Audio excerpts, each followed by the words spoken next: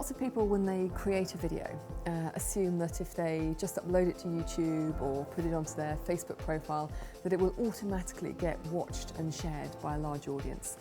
This is known as the post and pray approach, and they get very disappointed very quickly because the reality is there are millions of bits of content being shared every day. What we find is the brands that most successfully leverage the social potential of video are thinking about distribution at the very beginning. At the very same moment they're thinking about their content creation, they're thinking about how to get that content seen. There are two key elements when you think about shareability. One is level of emotional intensity, whether that's making them laugh out loud, whether it's making them cry or gasp or jump up with shock. And then the second thing is the number of social motivations to share. So once you've made somebody feel something very strongly, you need to give them reasons to share that with other people.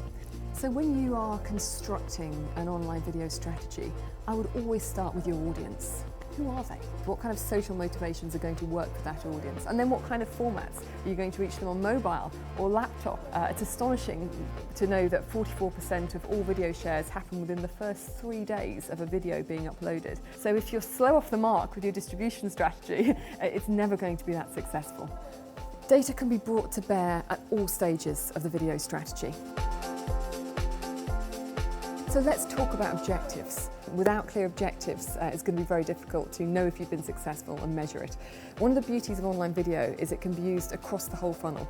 So you can use it to generate awareness, and that's very simply number of views, maybe amount of earned media. Then there's action, and that's people responding to the video by acting in some way. So you've got awareness, action, then you've also got attention, and this is a new metric we're seeing becoming increasingly popular with advertisers. And this is where you measure not just the number of started views, but the number of completed views. And then advocacy is that fourth A. And this is when you measure shares, tweets, retweets, Facebook likes. Now that's enormously powerful because when we make buying decisions, what our peer group says about a product is extremely influential. There's a spectrum of friction. So it's much easier to get a view than it is to get a like. It's easier to get a like than it is to get a retweet. It's easier to get a retweet than it is to have somebody write a blog post. There's this whole spectrum of ways that viewers can engage with video. And this is something that brands are increasingly understanding and recognising. We're all bombarded and overwhelmed by this deluge of content in our social feeds. So the advertisers that are winning are the ones that are creating content that feels relevant and feels right for that specific audience.